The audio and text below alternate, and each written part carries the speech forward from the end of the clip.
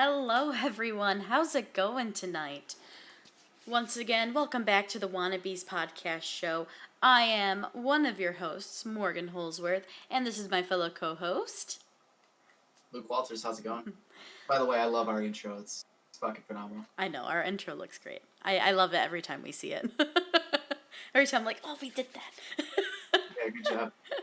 So, everyone, we are going to be we're going to have two segments to our show tonight. We're going to go over some industry news, and then we're going to jump into a, hopefully, spoiler-free movie review of the most recent Disney Pixar film, Soul, that was released. I think we can do it. It'll be fine. Yeah. So, we're excited to get into this, but without further ado, I can hop into some entertainment news. I can launch us off and then end up transitioning over to you. So, the first bit of news. So for the entertainment news that I have, I don't know if it's exciting for everyone here, but I was super excited to hear about it. Discovery Channel has announced its own streaming service, and that is called Discovery Plus. Now, I think that's a little bit of a pull from Disney Plus, but we'll touch on that. I'm sure Luke has words. But anyway, so right now there's a 7-day free trial, and the plans start at $4.99. However, there is a plan available for $6.99, which basically just makes it ad-free. Discovery Plus will have a bunch of different networks. Just to name a few, they're going to have like HD TV, the Food Network, Animal Planet, Discovery Channel. There's going to be the History Channel on there, Travel Channel, Science Channel, and so on. There's a bunch more that's going to be on there. And also, I'm very curious to see what they're going to make. There's going to be some Discovery Plus originals as well. So that's intriguing. But so every show that I have to watch while I'm at the doctor's office has its own streaming service now? Yes. Yay. I'm so excited for it, I'm not going to lie. Oh my goodness. Right. But just so everyone knows, you can watch Discovery Plus on Apple TV, Android, Roku, Amazon Fire TV, Samsung, Xbox, and a whole bunch more. And then, because I feel like Verizon gets all the good deals, there's a special like Discovery Plus offer for anyone who has Verizon Unlimited. So I don't know, it's interesting. But did you get enough of watching the show about the two brothers that flip houses? Well, now you can watch it anytime you want for the low price of $6.99. Well, $4.99. If you don't care about ads. I'm really excited, to be honest with you, because it has like the Science Channel, it has History Channel, and yeah, sure. You can watch the I can be in shows. there, yes. All I need is like someone to loop in the Sci-Fi Channel, because the Sci-Fi technically you can purchase it on your own, but I'm like, nah, I'm not gonna go just pay for Sci-Fi. Sci-Fi is going to have its own streaming service. I know, which is just kind of like, yay, and also fuck. That one did. Yeah, I love the Sci-Fi Channel. But, so, here's a little bit more news. Normally, during the Grammy Awards, we have both the Screen Actors Guild Awards and the Grammys at the same time. The Grammys was supposed to be on January 31st, so at the end of this month. They have postponed their actual Grammy Awards show to March 14th. However, the Screen Actors Guild, basically the American Federation of Television and Radio Artists, which run the Screen Actors Guild Awards show, have pushed their actual air date to April. So they're expecting to be simulcasted on April 4th, at 9 p.m. Eastern Standard Time. So if any of you are really big into the Grammys, it's moved to March 14th. And if you also like to see the Screen Actors Guild's Award show, that has been moved to April 4th. So. Okay, see, I get why they're having the Grammys, because music still came out this year, but why the fuck is there a Screen Actors Guild Award when there were, like, no movies? I mean, you know what I mean? There's been movies. There's been movies, sure. But our selections are very slim. Great. So they're going to have this award ceremony for not that great a movie? I mean, actually, never mind. I guess you could argue that happens every year. Never mind. Anyway, I don't know if we have any Jeopardy fans out there, but for anyone who is a Jeopardy fan, we know that back on November November 8th, Alex Trebek, who has been the face of the show and the host of the show for 36 years, ended up dying from pancreatic cancer. And R.I.P. yeah, his final shows that he had, they pre-record their shows. The final shows aired last week. So the show has decided to use a series of guest hosts rather than immediately find like a permanent replacement. So they're going to be basically going through a roster of hosts, which includes Aaron Rodgers, Mayim Balick, sorry, Katie Couric. Yes. Perfect. I messed that one up before show. But that was announced, I believe, today, and Couric is the former journalist, is a journalist and former Today Show host, and she will actually be the first woman ever to host the Ho, because she hosts before Mayim. But yeah, so that's probably the route that they should go. I would probably just give her the job. She's pretty recognizable. She's got it'll be kind of, not that I watch Jeopardy and having Aaron Rodgers, because that's the only one that interests me in the slightest. Having Aaron Rodgers host, still not going to make me want to watch, but I'm sure somebody will for that reason. But yeah, no, going with like Katie Couric and just continuing the show sounds like I think Katie or Mayim is probably two really good choices, because Mayim's really known for her role on Big Bang Theory. She's also she's a scientist. She's a big advocate for, going green and stuff like that. So she's pretty recognizable as well. Yeah. I don't know how long just switching up hosts will stay in the show, or because Trebek is gone, if you lose most of that audience anyway. But if they could just pick a host and just keep it like right the ship, I guess, keep it going. Yeah, so right now there is a gentleman named Ken Jennings. He's considered the show's greatest champion. He is actually currently serving as the first guest host. And once his run is done, the executive producer, Mike Richards, will fill in for 2 weeks while the newly announced guests prepare for their stints in the host spot. So I will say this, though. Even though I don't watch Jeopardy, it would kind of suck to find out that it's not on TV. It's been on TV my whole life. And, like, I think everybody's had that moment where they've been on TV and Alex, like, reads off the question, somebody just blurts out an answer, and then if they get it right, they go, I am the smartest person alive, I could be on the show.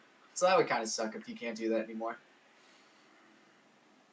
Yeah, I would miss that. I mean, I don't watch Jeopardy anymore, and now that I don't really, I just haven't really set up the cable to watch standard TV, but I don't pay for a dish or anything like that, but, I have all the streaming stuff now, so, but, yeah, it's something that I remember, like, occasionally, like, at dinner or right before dinner, my parents and I would watch it, and we'd just kind of, like, sit there. My dad and I would get super happy when the geeky shit came on, because we knew it all, but...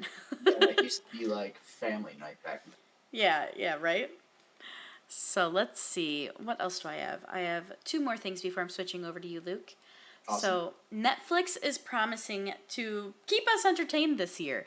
They plan to release new movies every week of 2021. I believe, if I remember correctly from my research, it's going to be a mixture of eventually some of the films that are planning on going both streaming and box office, because there are, even though Warner Bros., as we talked last week, is doing that specifically with HBO Max, if I could speak. It sounds like a few others may be doing this as well with Netflix. But obviously, with it being Netflix, of course, there's going to be a huge spattering of Netflix originals that probably come out with this. Do you have any thoughts on that, Luke? Yeah, so pretty much like you said, I didn't know about the simultaneous releases, but I mean, I figured, like, okay, here's like the first week of the month, here's our new original movie, our big time original, and all these new movies that we've just acquired, because, that's just how Netflix thing. But it's cool that they're doing that, and they've got some cool movies coming out. I'm looking at a couple right now. Outside the Wire with Anthony Mackie, kind of cool. Obviously, the movie with Ryan Reynolds, Gal Gadot, and The Rock. I've come across that name in a minute. Army of Dead with Dave Bautista, directed by Zack Snyder. I'm excited to see that one. What else we got? There's the DiCaprio and Jennifer Lawrence movie that's coming out there. Actually, this movie Bruise, that's like female MMA fighters. Don't Look Up. That's the Leonardo DiCaprio, Jennifer Lawrence movie. That could be really good. Mm-hmm. Where is it? Ooh, Fear Street. There's some interesting horror movies that are coming out for all the horror fans, which I am one. Some Netflix horror movies are hit and miss. They're either really good or they just suck. They're like Blumhouse. Like, it's either the fucking one of the best horror movies you've ever seen, or it's just fucking garbage. Where the hell is that movie? Red Notice. There it is. Red Notice is the Ryan Reynolds, Gal Gadot, and Dwayne Johnson movie. That's the one that I'm most excited for obvious reasons. I mean, it's a good cast, that's for sure. So. Yep. Deadpool, The Rock, and Wonder Woman. The Rock hasn't had a superhero movie yet. He hasn't played Black Adam, so I'm not going to call him Black Adam. He hasn't done it yet. He will be. It's coming, though. It's coming. He will be, but not yet. All right, so one last bit of info I want to go into, which I know makes Luke cringe. I know what you're talking about now. Go ahead. Frozen 2 has been the most streamed movie of 2020. I will admit, much to Luke's disdain, that when I first was laid off in 2020, I definitely watched that movie quite a bit. And it drove Dan insane because I got like the song Anna and Elsa's mother sings to them, like the lullaby, stuck in my head, and I constantly hummed it, and he was like, "Stop!" But yeah, look at Luke. Look at it. And look at how much pain he's in. If I hadn't have spent like G's grand's worth of money on my equipment, I would probably be throwing shit all over my room right now. This is terrible. This is the dumbest shit I've ever heard in my entire life. This movie sucks. Why are people still watching this? This movie is awful. It's not even a movie. Nothing happens. They don't do anything. I'm not done. Luke and I have very different opinions on Frozen 2. But if you guys really want to see our opinions and see us duke it out over it, I prove him wrong also in that review. So head over to our YouTube channel because there's actually a full episode of us talking about the Frozen 2. Okay, you do prove me wrong on one thing, but this movie still sucks. It has zero plot. The characters do nothing. It's moving on. Mm-hmm. So that brings me to box office. Luke, I'll let you take it away. Oh, finally, my turn. Yes. So, box office sucks as well right now because of COVID and it's just not good. So, Wonder Woman has won its third weekend straight as it struggles to 3 million last weekend. No surprise. A domestic total of 32.6 million. This is movies. To put it in perspective, 32.6 million is the amount of money a movie that is considered bad makes in its first weekend and then doesn't make the rest of the time that it's in theaters. Not a big tentpole superhero movie like Wonder Woman. Worldwide, it has made 131 million worldwide. You said how much?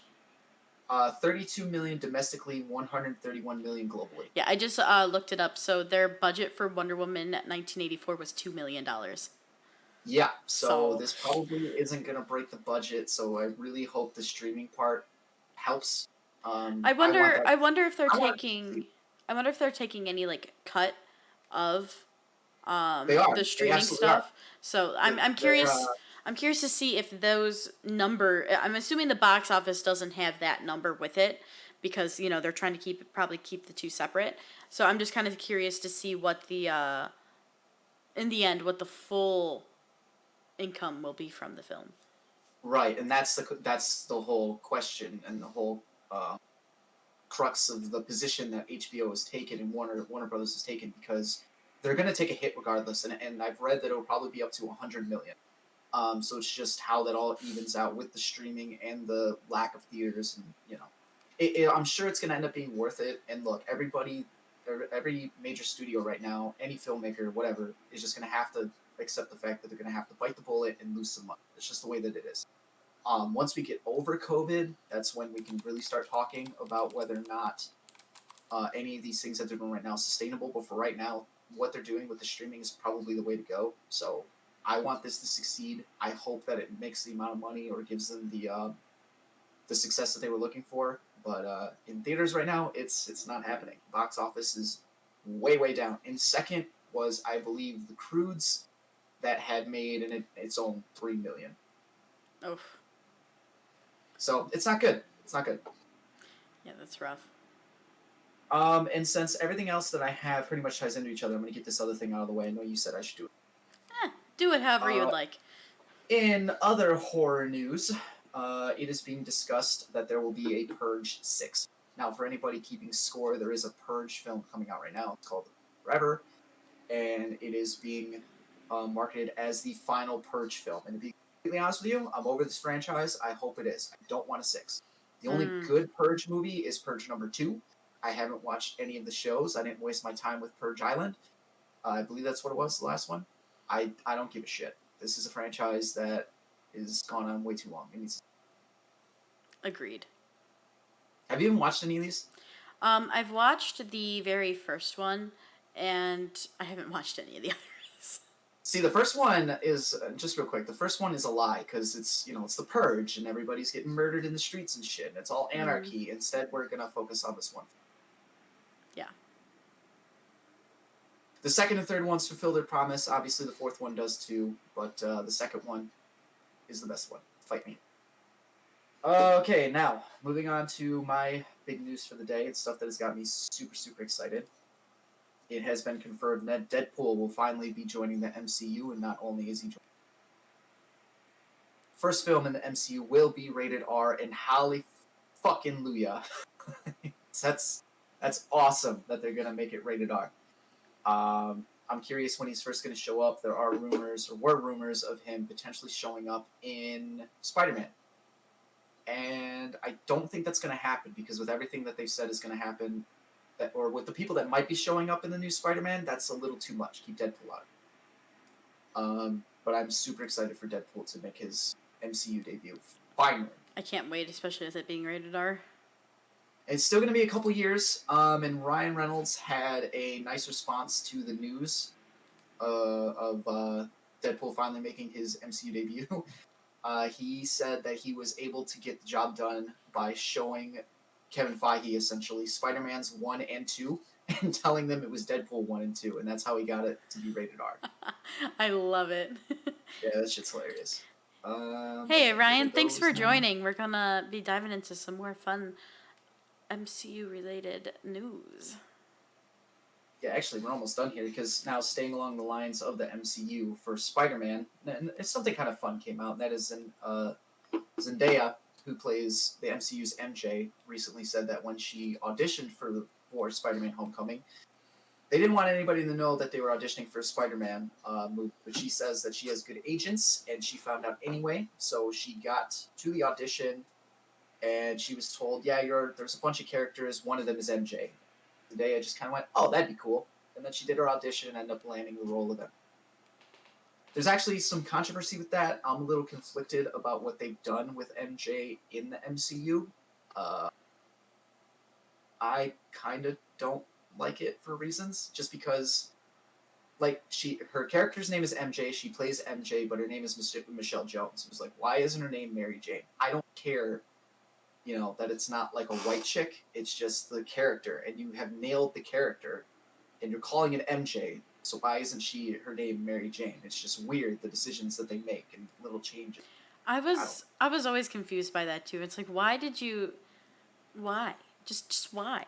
Yeah. MJ is supposed to be Mary Jane. Now, I wonder if it was in, like, potential setup for the Spider universe, maybe? But I don't know.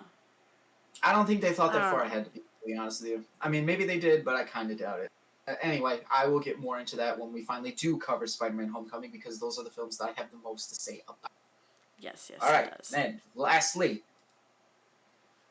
News just broke that for Avengers Endgame, there is old Captain America at the end of the movie, and it is digitally aged Chris Evans, right? That's not makeup. They aged the shit out of him. Well, they almost cast an actual old man.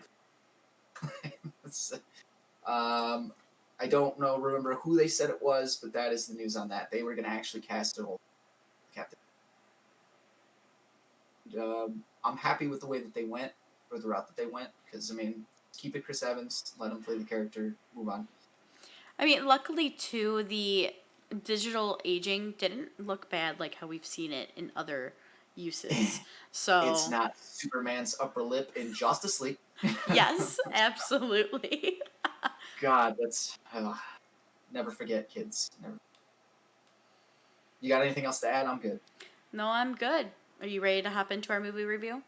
Yeah, we can finally review Soul. Yeah, so speaking of MCU is owned by Disney. So, we're going to be talking about the Disney Pixar film Soul.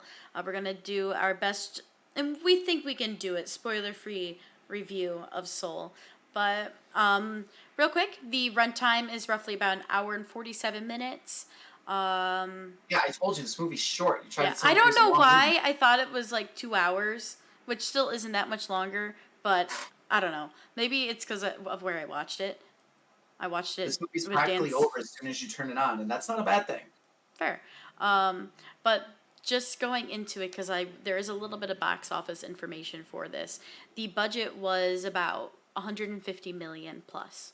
So let's get into it. So That surprises me, and again, I'm really curious to see how those numbers, like box office numbers, work for streaming. I seriously, I really want to know, because yeah, me too. that gives us a better way to actually be like, hey, this film was successful or not. Even Right. though I'm assuming that it is super successful on Disney Plus. Oh yeah. I mean, that's where I watched it. It came out, if no one knows, on Christmas Day on December 25th. I mean, late. I watched it on Christmas Day Christmas night actually, with Dan's family when we were over there for Christmas. Maybe that's why it felt so long, because I wasn't like in my own home. I was like stuck in the Christmas attire to look nice, but Did you like it? I did like it, but I also have certain reservations about it. I mean, and all Really? and all, I think it was a good film, and I enjoy how films, especially like Disney and Pixar, especially Pixar, they really like to bring mature themes into their films. Yeah. But still keeping it like kid friendly. And they did that with this, but let me tell you, the message of this film is super mature for what their demographic is, which is both a good and a bad thing, in my opinion. I think it depending on how you look at it, it could lean either way. You know, like, do you really want your kid thinking about death already? Like, do you want to possibly have to sit down and tell your kid, like, tell them that already and go through that big life thing? You know, it depends on your parenting style, of course, but I don't know. That's one thing that I'm curious on, like, people who have younger kids, like what their takeaway is of that. But I don't have kids, so I can't really say. Leave your comments in the comments. Let us know. Yes, all please. Few people are here. Just because I didn't get to. Oh, here comes Owen. Hi. The benefits of being live. Well, I'm going to tell you something that's probably going to surprise the shit out of you. Yeah, I'm surprised when you told me. What did I tell you? Just go ahead. I love this movie. Yeah, that surprised the hell out of me. Yeah, I love this fucking movie. It surprised me how much I love the movie. And, I'm gonna be like, I don't think it's funny that you say that it's a kids movie, because I didn't think it was a kids movie at all. I mean, obviously kids can watch it because it's a Disney movie and it's all colorful and shit. But even like the character animations looked way more human than normal Pixar movies do. You know, like everything. By the way, I'm not going to be able to talk enough about how beautiful this movie is. Everything literally everything in this movie was fucking beautiful. The animation was gorgeous. I can give that easily. Can I call this a musical? Even though like there's no singing, like half of the movie is just music. No. It's come on! Musical. It's not a musical. No. You're talking to someone who's in theater and everything. I'm not gonna let it happen. So that way I can say I like another musical. Fine. So I will give you that. You can like another musical. That's fine. Yeah, hell yeah. No, this movie is great, and all the music is fucking wonderful. The animation is wonderful. The message was really good too. I mean, the messages were phenomenal. I loved the message it had to say. Seriously, I mean, there's obviously it tackles themes of death and whatnot, but what would you say the main overall message is? Don't get caught up, live your life. Yeah, I would say that the main message of this is don't spend your life trying to find your purpose. And, like, you can find your purpose, but sometimes the purpose is right in front of you. And sometimes your meaning for your life isn't one particular thing. Sometimes it's many things. And it's like, I kind of took away, it's like, don't let yourself and your brain get caught up in that thought. Let you live your life and live it to the fullest as possible. Yeah, because it can pass you by and it can be over in a second. Yeah. Enjoy the little. It's basically like life is too short to let yourself miss out on everything that it has to offer. Yeah. But when it does tackle some dark shit, it is fucking dark. It is dark. I was like so surprised. So first things first. We do have basically there's two main characters, which is Jamie Foxx plays Joe Gardner, who is the one, if any of you had watched the trailers, that falls down the manhole and dies. And then you have another character called 22, which is voiced by Tina Fey. And this duo, this dynamic is fantastic, and I have to say 22 is my favorite character.